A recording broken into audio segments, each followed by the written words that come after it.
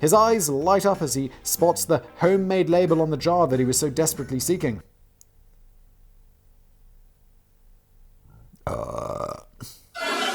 Dirty mother. This video is brought to you by Squarespace. From websites and online stores to marketing tools and analytics, Squarespace is the all-in-one platform to build a beautiful online presence and run your business or your website or your blog or whatever. Check out Squarespace through the link in the description below. More about them in a bit.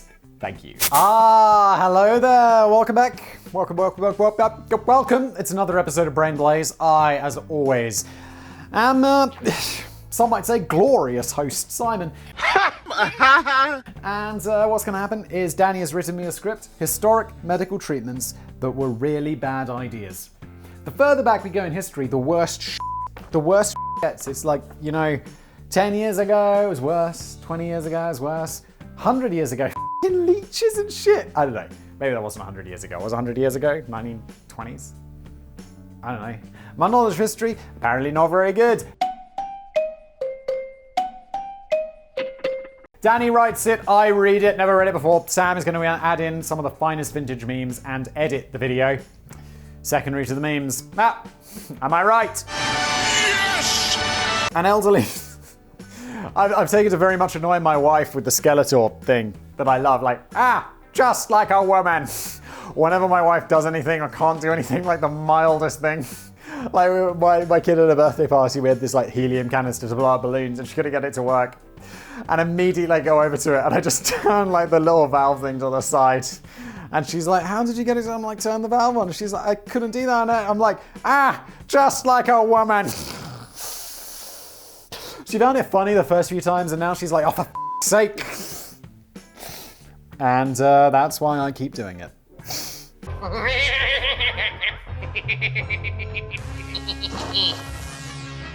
I can't remember when I've had a more pleasant day. An elderly gentleman sits on a bench in Kensington Gardens in London with a flask of tea and a handful of beef jelly sandwiches. He appears to be making polite conversation to a flock of pigeons as he struggles to rip off the sandwich crusts through his threadbare fingerless gloves and offers the treats to the largely disinterested birds who have been hoping for cookies this morning. Fucking fussy-ass birds.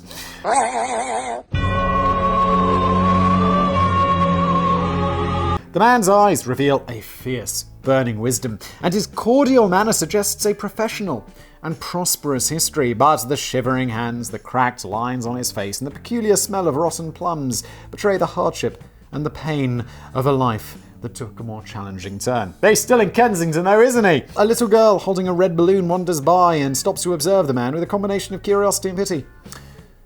Are you incredibly poor? She asks. Not just are you poor, are you incredibly poor? The man frowns and scratches his soup-stained beard. Poor? It depends on how you define wealth. I consider myself rich in ambition, rich in knowledge, rich in experience, rich in courage, and rich in hope. The girl's like, that's not what I meant. Everyone knows what poor means. It means you don't have any money. The little girl didn't seem very impressed. Yeah, I just meant you look like a tramp and you smell of plums. Did something go wrong? The man gives her a resigned nod. Oh my god, Dennis, this fucking play. It's like just doing a one-man play right here. You're a writer too will knock me over with a feather. I was hoping that the play was gonna get better. I blame myself. The man gives a resigned nod. Well, yes, I suppose I did. My name's Dr. Callow, or at least it was before I had to close down my surgery. I used to run a place called Dr. Callow's Modernistic Experimental Surgery for the sick, the disenchanted, and the... And the what? Inquired the girl. That was it. We never got the sign finished, but I was at the cutting edge of medicine back there. I was determined to invest my trust in exciting new medical discoveries that were going to change the world. I had cupboards full of corpse medicine. I was at the front of the queue with the tobacco enema kits. I was quite happy to prescribe 30-hour healing sessions in the rotting carcass of a whale. The little girls be like, what are you talking about? You crazy old man. No wonder you're poor. All that shit's crazy. Yes, I heard about all of those, said the little girl. I watched the earlier Brain Blaze video. So what other crazy shit you used to get up to in the olden days? You senile old fool. Dr. Callow sat back with the last remaining crumbs of his beef jelly sandwiches as Sam inserted a wibbly-wobbly flashback effect. Well now, let me see. Love this story. Bite out of hell, yes! Oh, and you might be wondering that didn't we already do this video? So, of course we did, but it got loads of views. So we're making another one, aren't we? Because I like views, because you know what views equals? Say it with me! Money! I mean, really though, I'm not even joking, it's true. I make videos that are similar to the old ones that do well because they get more views and they make more money. It's obvious, isn't it? So that was a fucking lie. It's also creatively bankrupt, and I'm largely okay with that. Elsie was always a little concerned when her husband Jack returned home for an appointment at Dr. Callow's surgery. She was never quite sure what bizarre prescription poor old Jack would get lumbered with this time. She's like, oh please, cocaine. Cocaine. Why is this so hard to say? Cocaine. What the fuck, man? Wow, really, try doing that yourself right now. Pause this video, give that a crack. Do it really loudly, especially if you're at work. Cocaine! Daddy, chill. Holy shit, what are we up to today? Oh, also here's another one. How's this one also work? Heroin. That one's a lot easier. Heroin. Get some help. So what's he giving you now, Jack? She asked as he wandered through the doorway, looking a little dazed. Some experimental mind-bending drugs, Jack. What do you got now, Jack? Crack! Jack! Jack glanced furtively at his wife. No. A week's holiday? No. What then? Jack sighed. He prescribed me malaria again. Is there any tea in this pot? By the turn of the 20th century, syphilis was still a devastatingly brutal and widespread bacterial infection with no known cure. It affects pretty much every tissue in the body, including the brain. You know what else it includes? The penis! Oh my god! Wow! Oh my god! Because it's syphilis and it was responsible for 15% of all reported insanity cases in the UK. It was nearly always fatal. The crazy thing was, malaria actually worked, which is crazy because the high fever can kill the virus caused by the malaria. Well done, Simon, you're spoiling everything today, you dickhead. Just to make matters worse, the fact that it was a sexually transmitted disease meant that syphilis patients were often rejected by their own families and shamed, and some doctors would refuse to offer treatments. Jack's wife's like, oh, what did he prescribe malaria for? That's a bit of a weird one. And Jack's like, headache, just headache. Headache. Jack, why are you making that weird sound? No reason! Not that the treatment was much to write home about anyway. Early remedies had included lowering the patient's genitals. Oh my god, where are we going? Into electrified water. That's where we're going. Electrified water. Why?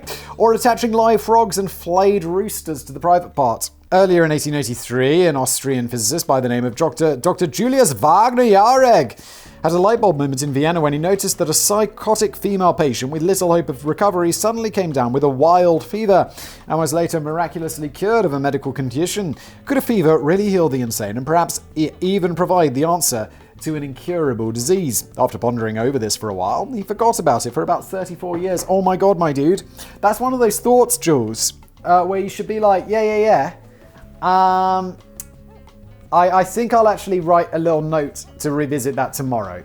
Like, when I'm going about my day and I come up with unimportant things that I have to do, I'm like, let's just write that down so I don't forget. Julius, you've let everyone down. Oh shit, I'm sorry. You've let 34 years of syphilis patients, when syphilis was everywhere, down. Yeah, I see that. We're slightly disappointed, but also thank you. Well done, hero. He was a very busy man, and he was also quite sinister looking and gaunt, who never cracked a smile, and he was probably not the type of guy who'd want to fight over cocktails. Who cares? How is this relevant? Dr. Julius was a Nazi sympathizer. I mean, it's not relevant, but that is worse. He's like, yeah, he was sinister looking. Oh no, he's sinister looking. He was a Nazi sympathizer. Oh, that is actually something. This is the worst. I feel bad for people who look sinister. It's like, that's not your fault. Your face is just up. And then, that's not appropriate. Your face is just not right. Oh, How do you say this? Like, someone with a sinister face, you just look sinister, it's not your fault. Oh my god, Simon, digging a hole or what? Just carry on. You already got cancelled twice. Oh, maybe 3 times. I don't even know what the other times were for, but I'm sure they're there. Welcome, future people. Thank you for ruining my future life. Not really, not really. I mean, maybe. He was a Nazi sympathizer. He supported the idea of eugenics. Yeah, but so did other people back in the day, because the Nazis were like, well, you went too far. Not that I'm saying any sort of eugenics is okay. That's not what I meant. And he was a champion of forced sterilization. That's pretty fun for the criminal and mentally ill. The only reason he wasn't allowed into the Nazi party is because his first wife had been Jewish. I bet he regretted that. He was like, oh my god, what was I thinking? How am I going to be a perfect Aryan Nazi now? God damn it. Oh my god, along with the cocaine shouting and the heroin shouting and me screaming, how am I going to be the perfect Nazi now? Wow, this one's going to be a whale of a time for out of context. But Dr. Julius returned to his fever dreams in 1917. Fever dreams. Our bodies don't generate a fever just for a laugh. A fever fights infection as the high temperature kills off microbes and harmful bacteria. What if a syphilis patient could be artificially administered with a raging fever to kill off the lethal bacteria? An injection of the fatal disease malaria should do the trick. Those microbes aren't going to like it one bit, are they? Isn't there some other disease? Can't we just give them flu? You know, something that gets you a high fever but, you know, doesn't f***ing destroy your world like malaria? Can you see my leg? I'm kind of perching half on a table here because my legs are tired. This is the second business blaze.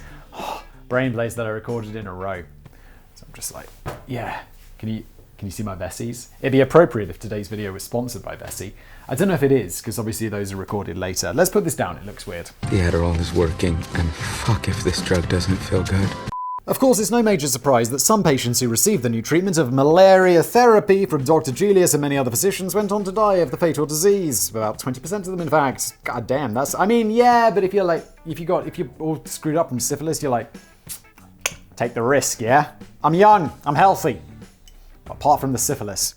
What? A further 60% of them suffered a relapse of syphilis within the following couple of years, so it could possibly be considered a flawed treatment in many ways, but Dr. Julius Wagner-Jahreg managed to bag the 1927 Nobel Prize for Medicine for his discovery of the therapeutic value of malaria inoculation. Yet, as balmy as it sounds, there was certainly a bit of logic in malaria therapy, and it's probably the most sensible treatment that we'll talk about in this video. Malaria could be treated to some degree with the drug quinine, which was administered to the patient at the same time as the injection of the causative agent of malaria. This just seems clever. I mean, obviously it's, you know, the results are not perfect, but they're better than nothing. It'd be like the disease had no other treatments. So whilst the malaria was fighting against the syphilis, the quinine was putting up a fight against the malaria. We need to bear in mind that there was no known treatment for the fatal infection of syphilis, and malaria therapy did at least appear to yield some positive results to the remaining 20% of patients. Wait, 80% died or 20? Oh no, 20% died, 60% relapsed, 20% were okay. I'd still, like, even in just a few years without syphilis, it's got to be pretty good. Then you just roll the dice with the malaria thing again. It. But critics would argue that Dr. Julius was also increasing the risk of spreading malaria. Well, yeah, just be very careful. Just don't put them in a room full of mosquitoes and then release the mosquitoes into the world.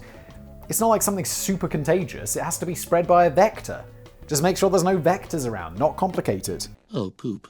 It would have been bad news if his infected patients got bitten by a mosquito, which then went snacking on several other victims. Yeah, but it's unlikely. Especially if you're doing it in, like, Austria or whatever. Just do it in the winter. They're all dead. Or just do it in a room and keep the door closed. It's not hard. I don't know, use a mosquito net.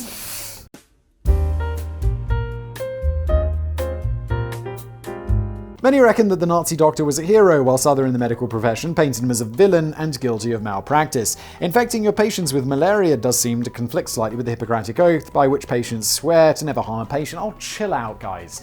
Yeah, but like, you'd be like, well, you've got cancer in your leg. And it's like, well, removing the leg's gonna harm you because then you'll be without a leg. It's totally okay to remove the leg because then he doesn't have cancer anymore. Fucking stupid. What the f***? But you could make a similar argument about chemotherapy. Yes, Or the leg one. Chemotherapy's worse than my leg one example. Alternative methods for heating up the patients and destroying the syphilis bacteria were later tried out, including hot baths and electric blankets, but nothing worked in the same way as the internal fever of malaria. That is until the 1940s when good old penicillin came along and it was safer and much more effective. No good for me though, because I'm allergic to it. So I guess I'm just stuck with syphilis. Good news, Danny. As you're really allergic to penicillin. That's unfortunate. There's loads of other antibiotics. If you didn't know, well, I'm glad we got this opportunity to tell you because, well, maybe then you'd still have your legs. And probably you're going to need it. You know, there's all sorts of infectious agents in that basement. Oh God, I'm gonna have diarrhea again. Oh, that's a big boy, isn't he? Over 100 years after Dr. Julius came up with the idea of malaria therapy, research teams have been looking into reviving the practice as a potential cure for HIV and cancer. As recently as 2019, one Chinese team suggested positive results had emerged from tests involving cancer patients, but not everyone is convinced by this. Still, you never know. Flying in the face of the title of this video, like a disease-ridden mosquito, malaria therapy could end up evolving into futuristic medical treatment that will one day be a really good idea. And malaria doesn't kill 20% of people now, right? There's more effective treatments than quinine. Is that right? I don't know. But before we continue with today's video, let me tell you a little bit about today's, might I say, wonderful sponsor, Squarespace. This is what is this? The age of creation. People are making stuff all the time. You look around, you're like, oh, there's a blog about this, there's a website about that, there's a YouTube channel covering this, there's a podcast. It's pretty crazy. Like, people are out there making stuff all the time. I'm one of those people. I have YouTube channels, I got websites, and look, you've probably got ideas yourself. You're like, oh, yeah, I've got opinions about that. I've got thoughts about that. I'm good at this. Why not start a blog and set it up? Maybe you're like, oh, I could make a shop selling these cool things that I love. Look, I've got no creative ideas. I'm like the worst person ever, but you probably do. And if you want to get that idea out there into the world or that product out there with a shop, Squarespace is the way to do it. Yes. What can you do on Squarespace? Well, you got a couple of good options. Well, you can go in. I mean, it's all one option really. There's templates. You go in and you choose a template that you like. And then if you're like design inclined, you can go in and be like, oh, let's make it look like this. Oh, I'm going to make this all fancy and let's put that over there and let's change the color of this. Or if you're more like me, you'd be like, yeah, that looks good. Let's just keep it exactly as it is because I can't be bothered. And honestly, with my design skills, I'm just going to make it look worse somehow. Squarespace is insanely easy to use, whether you are like design inclined or not. It's very easy. And once you got your website set up, looking how you want it, there's no updates, no patches, no technical nonsense to worry about. And there's also a whole bunch of extra features that Squarespace gives you so your website can thrive, like email campaigns, so you can reach out to your fans or your customers, patronage portals, social integrations, member-only areas, analytics, commercial options, 24/7 customer support. It's everything you need in one place. I've used Squarespace's customer support. I wanted to try it out, and I was like, is this as good? Is it 24 hours, 7 days a week? And it was.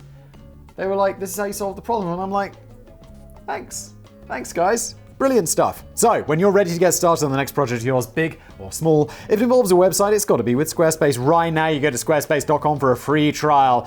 And when you're ready to launch your site, where do you go? Squarespace.com/Blaze, and you'll save 10% off your first purchase of a website or a domain. Thank you, Squarespace. And now back to today's video. Worms rumble. It's said that the key to losing weight is a healthy diet and a good exercise, and cutting down slightly on lard cakes. Oh, but I'd miss those lard cakes.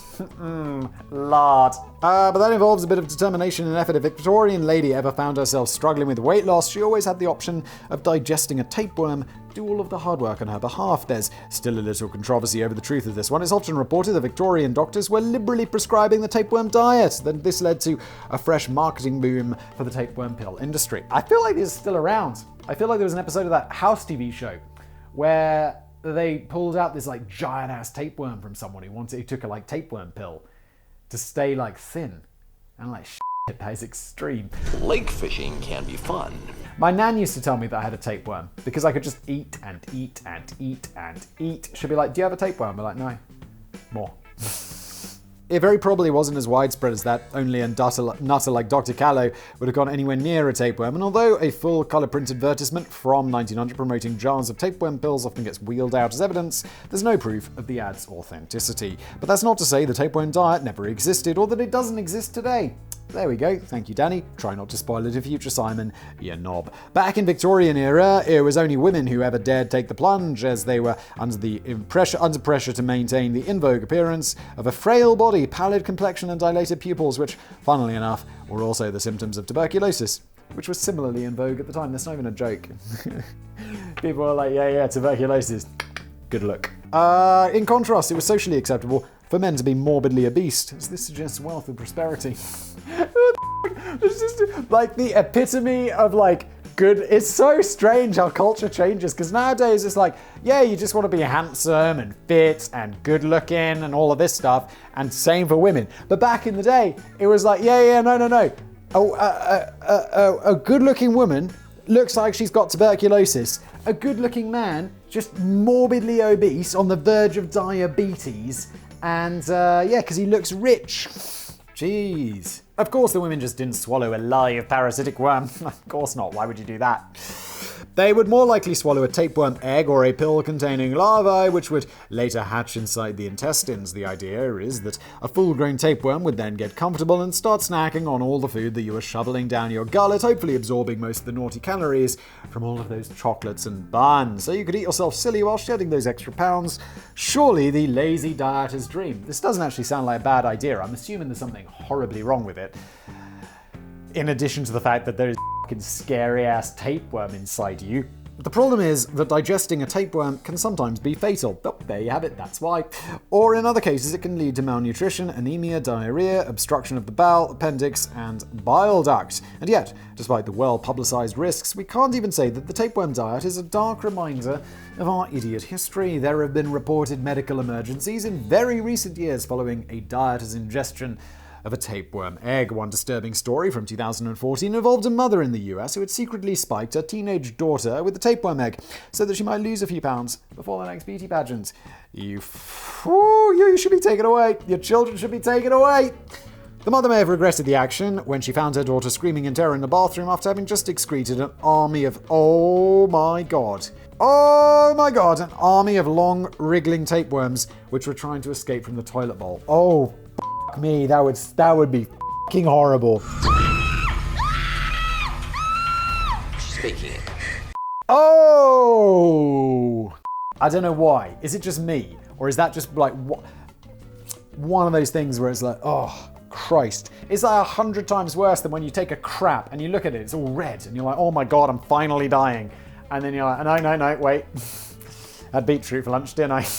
There we go. The daughter was actually quite fortunate. Getting those tapeworms out of your body after you've hit your target weight could prove to be trickier of a challenge for others. Some experts advise that the best strategy is place a bowl of milk and cookie directly underneath your anus for several hours to try and tempt the tapeworm into poking out its head. This will work better if you have a very good friend on standby with a hammer to strike a blow at the earliest opportunity. Danny, you are painting quite the picture.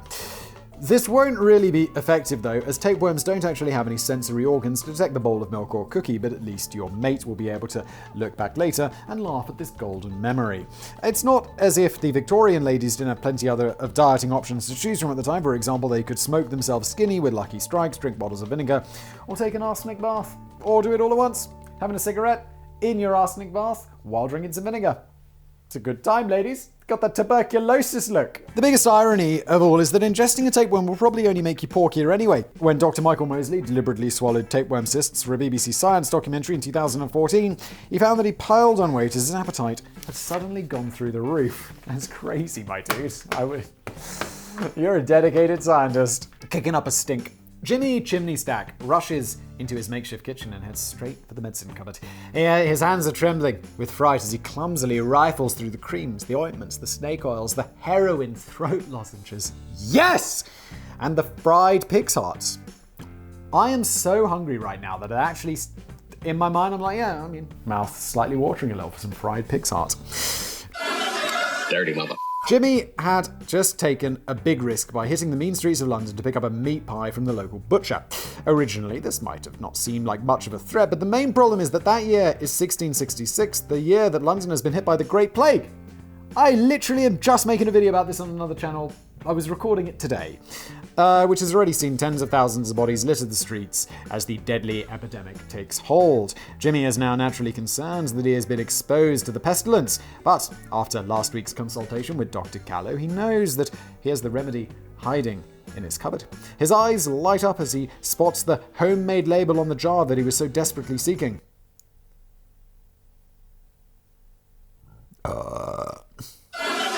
Dirty mother. It reads, Monday, fart number 5, lunchtime. Jimmy quickly unscrews the lid, dips his nose inside for a good 10 minutes until the contents have been fully and deeply inhaled. He then breathes a sigh of relief and leaves the jar open on the kitchen table, dramatically poised to capture the next opportunity. Okay. During the COVID-19 pandemic, some people appear to be greatly pained and inconvenienced by the heavy burden of carrying out the guidance to wear a mask, wash your hands regularly, get your jabs, and avoid licking monkeys. Yeah, it's like, people complaining about this shit. I'm like, how hard is it to wear a mask? It's depriving me of my oxygen. No, it's not. We've scientifically shown that it's not. Like, it's not. How about you stop being a selfish prick and just fucking do it? No, I don't think I will. Really, bitch? But we should consider ourselves deeply fortunate. Back in the 17th century, the best thing that doctors of London could think of is to fight back against the devastating plague was to advise citizens to store their farts in a jar and take a good whiff whenever they felt the risk. There were actually 2 strains of the plague to deal with. The bubonic version of the plague was most likely spread by fleas on humans and rats, while the pneumonic version was an airborne variant, which was largely spread by sneezing, but none of this was understood at the time. It was believed that the plague was caught by inhaling deeply vapors lurking in the air, and the best way of dealing with them was to fight fire with fire. The doctors were pinning their hopes on the idea that accidental inhalation of the menacing dirty vapor could be diluted or even completely cancelled out by a counter-strike of super stinking body vapor. Oh my god, guys. Shit. Some doctors just recommended keeping a goat in your home and allowing it to all over the place so that you would be permanently breathing in foul filth. Oh my god. I'm like, COVID's so rough. Can't go to the pub. And people in the 1600s are like, dude, there is a goat living in my house and shitting everywhere. And I can't go to the pub. There's even more goats there. A British man who took on a goat's eye view of the world has been rewarded for his efforts. So you're dead, now what? But if you're up for more of a challenge, you are advised to regularly capture and seal your own farts in jars and inhale during an emergency to ward off the killer vapor. If you wanted to take this one step further and really stockpile your medical treatment, you're advised to try and capture the gaseous emissions of other people. But gotcha, fart! Excuse me, what are you doing? This conjures up tragically comic images of people darting hopefully about the streets of London to capture farts in jars, engrossed in a very early forerunner of Pokemon Go. Of course, this did nothing whatsoever to stop the final death toll, reaching approximately 100,000 victims, though some argue that it did at least work as a kind of flatulence-based placebo and helped to soothe the nerves of panicked citizens. Just shoving a Brussels sprout up each nostril would surely have been a simpler and equally powerful stench, though. Yes, the winged messenger. It's funny how the human race seems to have this unnerving knack of discovering the most toxic things that they can possibly find and then instantly assuming there must be some sort of new miracle cure for everything. I broke up with my ex-girl. Here's a number. One of the most notable examples of this is the naturally occurring element mercury. Regardless or irregardless, if Simon prefers, I don't mind, of whether you're exposing yourself to mercury in its elemental form or compound form, or its liquid form of quicksilver, or mixing it up into salts or ointments or bubble baths or cupcakes, the bottom line is that you don't want to be ingesting shitloads of this stuff. The World Health Organization now considers mercury to be in the top 10 chemicals of major public health concern. When inhaled or ingested, mercury can lead to a long shopping list of despair, including kidney toxicity, psychotic reactions, memory lapses, lung damage, weakened muscles, numb hands and feet, memory losses, delirium, hallucination, tremors, restless spleen syndrome, and memory lapses. What the is restless spleen syndrome? I have that restless legs things. You know when you go to bed and it's like your legs are just like not rest. They're like, I have that. Sometimes. I don't have it in my spleen as far as I'm aware, which is good. I don't even know where the spleen is. It's maybe here? You did it. You crazy son of a bitch, you did. Or here? Here? Here? I should have left you on that street corner where you were standing. And this is a great pity, bearing in mind that we've been feasting ourselves on mercury for thousands of years. The ancient Greeks and Persians first took a shine to mercury when they first decided it was a nice ointment for their skin. By the 2nd century, the Chinese had decided that mercury could increase your lifespan and vitality, although some of the enthusiasts got a little bit carried away. The Chinese emperor Qin Shi Huang was convinced that knocking back tons of mercury pills would make him immortal. Well, he is still alive, so I guess no, he's not. Allowing him to take his rightful place as the first Emperor Eternal. In fact, this alleged elixir of life killed him at the age of 40, but refusing to concede the point even in death, it said that his tomb was surrounded by flowing rivers of liquid mercury. By the time we get into the 18th century, a lot of people seem to suspect there might be something a bit dodgy about mercury. There were certainly a few clues to spot. There were the miners of the time wore helmets laced with mercury, which caused many of them to develop tremors. Meanwhile, the hatters of the era were inhaling large quantities of mercury during the felting process, and this led to shaking and delirium. Although it's not known for sure, it's believed that the phrase "mad as a hatter" may have been derived from the state they found themselves in after inhaling too much of the stuff. But despite these warning signs, mercury still somehow managed to become the in-trend medical treatment of the 19th century. You can tell me I'm a doctor. I'm just not sure. What can't you tell? Doctors were prescribing the stuff for melancholy, typhoid fever, constipation, tuberculosis, toothache, and would you believe it, the ultimate cure for our old friends, syphilis. Even though there was concern over the dangers of mercury, the people at the time seemed to believe that it wasn't exactly toxic. It was more kind of a mysterious and powerful magical element. Oh God, when it's like, how does it work? Magic doesn't work. I mean, maybe it does, but it's not magic. It was you just can't explain it. It was noted that syphilis patients began to wildly dribble after taking the popular mercury-based pill treatment Blue Mass, and it was hoped that they were excreting the lethal syphilis bacteria.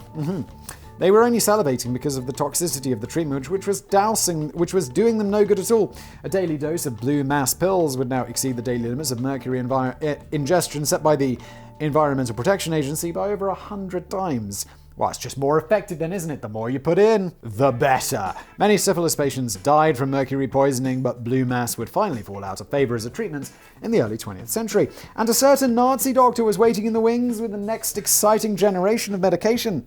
But plenty of high-profile figures had flirted with mercury over the century, including Napoleon Bonaparte and Edgar Allan Poe. Sir Isaac Newton's hair was found to be coated in the stuff after his death, and it's believed that mercury poisoning could have been the reason why I'd gone round the bend in later life. And President Abraham Lincoln had been taking those Blue Mass pills in a bid to cure his constipation and bouts of depression, but he wisely gave them up when he noticed that they sent him flying into violent rages, or as he put it at the time, they made him cross. I'm a little bit cross, he says as he had a rage attack. He may possibly have left it a little late, though. It's not clear if mercury poisoning may have contributed to his death. He was assassinated. Abraham Lincoln. It's not clear if mercury poisoning may have contributed to the death of the man widely regarded one of the presidents of history. Am I missing a joke? Because Abraham Lincoln was definitely shot. Right? Am I insane? I must be missing a joke, because I know that's a fact.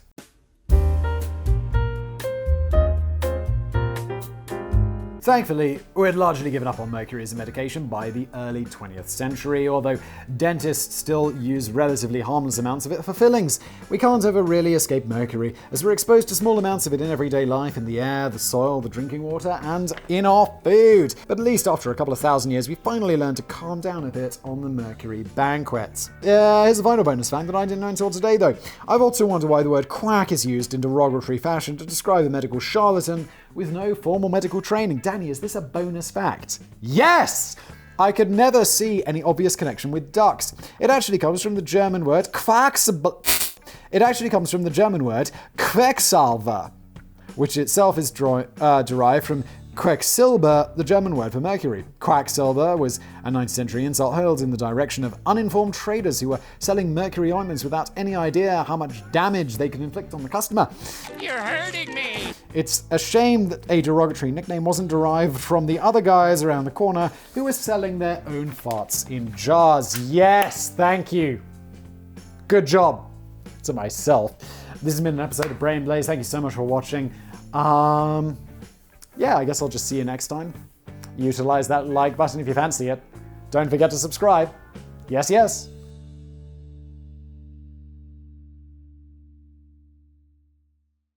There's loads of other antibiotics, and probably going to need it. You know, there's all sorts of infectious agents in that basement. Oh God, I'm gonna have diarrhea again. Oh, that's a big boy, isn't he?